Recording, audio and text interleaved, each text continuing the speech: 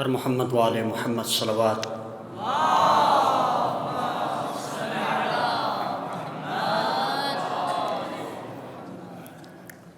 نحمدہ ونصلی علی رسول الکریم وعلی آلہ الطیبین الطاہرین، اما بعد، قال رسول اللہ صلی اللہ علیہ وآلہ وسلم: احب اللہ من احب حسینہ۔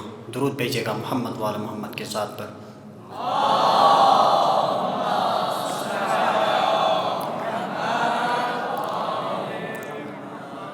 سب سے پہلے آپ تمام ارباب علم و دانش، بالخصوص اساتذہ کرام کے حضور جشن آمد شہنشاہ کربلا نواسۂ مصطفیٰ امام حسین علیہ السلام اور شہنشاہ وفا ابوالفضل العباس کی مناسبت سے ہدیہ تبریک عرض ہے۔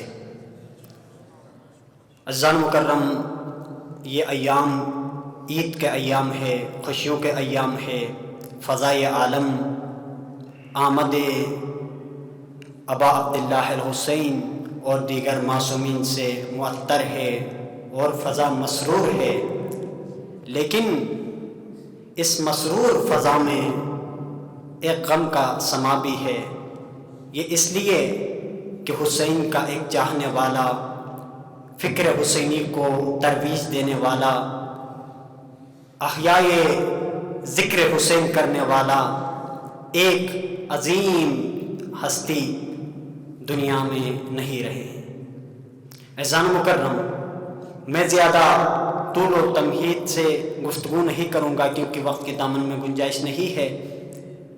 آئیے دیکھتے ہیں کہ جب بھی ہم دین اسلام کی بات کرتے ہیں، دین اسلام ایک مکمل ضابطۂ حیات ہے۔ دین اسلام کیپٹلزم کی طرح نہیں ہے کہ جہاں پہ انسان کی انفرادی زندگی کی بات ہو۔ دین اسلام کمیونزم کی طرح نہیں ہے کہ صرف اور صرف اجتماعی زندگی کی بات ہو، بلکہ دین اسلام انسان کی انفرادی زندگی کے اوپر بھی بات کرتا ہے، اہمیت کو اجاگر کرتا ہے، اور اجتماعی زندگی پہ بھی۔ آئیے، اجتماعی زندگی کے لیے بھی ہمیں اسوے کی ضرورت ہے، انفرادی زندگی کے لیے بھی اسوے کی ضرورت ہے۔ وہ عظیم اسوہ کون ہے جو انسان کو اجتماعی زندگی میں بھی اسوہ بن کے سامنے آئے، انفرادی زندگی میں بھی اسوہ بن کے سامنے آئے؟ اس ذات کا نام حسین ابن علی ہے۔ تاریخ میں آپ اٹھا کر دیکھیں گے، بہت سی ایسی کتابیں آپ کو میسر آئیں گی جس میں صرف اور صرف انقلاب حسینی کے اوپر بات کیا گیا ہے، یعنی ابا عبداللہ الحسین کی اجتماعی زندگی کے حوالے سے بات ہوئی ہے۔ لیکن اکثر کتابوں میں یہ میسر نہیں آئے گا کہ ابا عبداللہ الحسین کی انفرادی زندگی کیا ہے، یا پھر اگر کوئی کتاب ابا عبداللہ الحسین کی انفرادی زندگی پہ بات کرتی ہے تو اس میں بہت کم یہ عنصر نظر آئے گا کہ ابا عبداللہ الحسین کی اجتماعی زندگی کیا ہے۔ یہ واحد کتاب ہے کہ جس کتاب کے اندر علامہ شیخ محمد مہدی شمس الدین نے ابا عبداللہ الحسین کی اجتماعی زندگی پہ بھی بات کی ہے اور انفرادی زندگی پہ بھی بات کی ہے۔ بتا دیا ہے کہ ابا عبداللہ الحسین نے انقلاب کیوں برپا کیا، کون سے ایسے وجوہات ہیں، کون سے ایسے علل و اسباب ہیں جن کی بنیاد پہ ابا عبداللہ الحسین اپنے نانا کے مدینے کے چھوڑ کے کربلا کی طرف گئے۔ بتا دیا، علل و اسباب کو واضح انداز میں آشکار کر دیا۔ اس کے بعد ابا عبداللہ الحسین کی انفرادی زندگی کے حوالے سے بھی مکمل طور پہ واقعات کو ذکر کیے ہیں۔ مکمل طور پہ ابا عبداللہ الحسین کی اجتماعی زندگی اور انفرادی زندگی دونوں کو واضح انداز میں بیان کیا ہے۔ ساتھ یہ بھی بتا دیا ہے کہ ابا عبداللہ الحسین نے معاویہ کے دور میں کیوں انفرادی زندگی کو ترجیح دی، انفرادی زندگی کیسے گزاری، کیونکہ حالات اجتماعی زندگی کے لیے، اجتماعی مقاصد کو حاصل کرنے کے لیے سازگار نہیں تھے۔ اس موقع پہ ابا عبداللہ الحسین نے کس طرح زندگی بسر کی، اور اس کے بعد یہ بھی بتا دیا کہ صلح امام حسن کے علل و اسباب کیا ہے۔ اور ساتھ ہی اس کتاب کے اندر یہ بھی ذکر ہوا ہے کہ ابا عبداللہ الحسین نے جب ابا عبداللہ الحسین کے ساتھ دینے والے میسر آئے، باوفا اصحاب و انصار ملے، تو کربلا کی طرف قیام کیوں کیا؟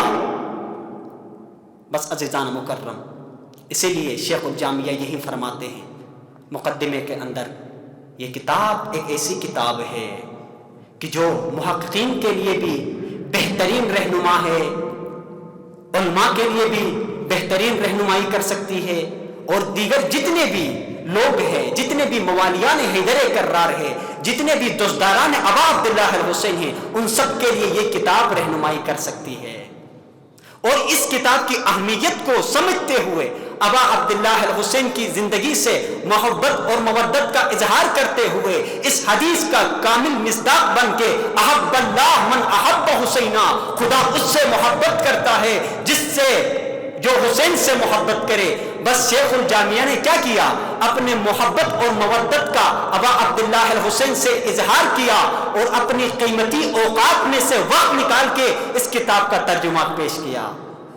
اور یہ کتاب اب ہر اردو جاننے والا شخص انقلاب حسینی کے نام سے پڑھ سکتا ہے، سمجھ سکتا ہے، اور سمجھنے کے بعد یہ دنیا والوں کو بھی بتا سکتا ہے کہ کون سے اغراض و مقاصد تھے جن کو حاصل کرنے کے لیے ابا عبداللہ الحسین نے کربلا کی طرف قیام کیا ہے۔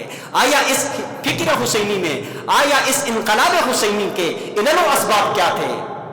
یہ محسن ملت شیخ الجامیہ کے احسانات میں سے ایک بہت بڑا احسان ہے۔ درود بھیجیے گا محمد وال محمد کے ذات پہ۔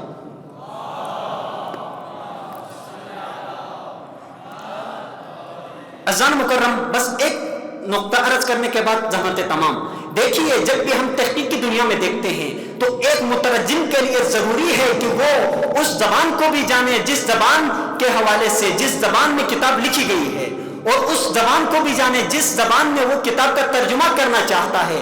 بس اس مصنف کی عظمت اور اس کتاب کی عظمت کو سمجھتے ہوئے شیخ الجامیہ نے عربی زبان میں لکھی ہوئی کتاب کو اردو میں ترجمہ کر کے ثابت کر دیا کہ شیخ الجامیہ وہ عظیم ہستی ہے جو عربی کو بھی کما حقہ جانتے ہیں اور اردو کو بھی کما حقہ جانتے ہیں۔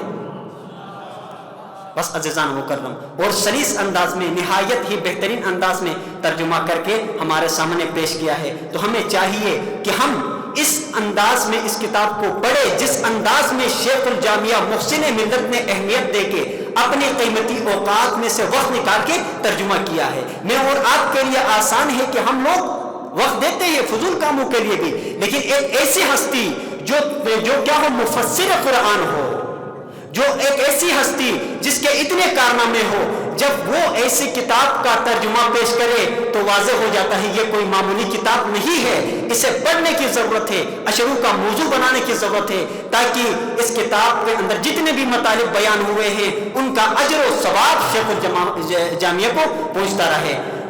بس انہی کلمات کے ساتھ میں آپ لوگوں کی زحمتیں تمام کرنا چاہتا ہوں۔ بارگاہ رب العزت میں دعا گو ہوں کہ پروردگار عالم شیخ الجامیہ کی جتنے بھی دیگر خدمات ہیں ان کو اپنی بارگاہ میں قبول فرمائے، اور بالخصوص آج کی اس مناسبت سے بارگاہ رب العزت میں دعا گو ہے کہ پروردگار عالم شیخ الجامیہ کے اس ترجمے کو اپنی بارگاہ میں قبول فرمائے، اور ابا عبداللہ الحسین کو ان سے خوشنود و راضی فرمائے، اور شفاعت معصومین نصیب فرمائے۔ والسلام علیکم ورحمۃ اللہ وبرکاتہ۔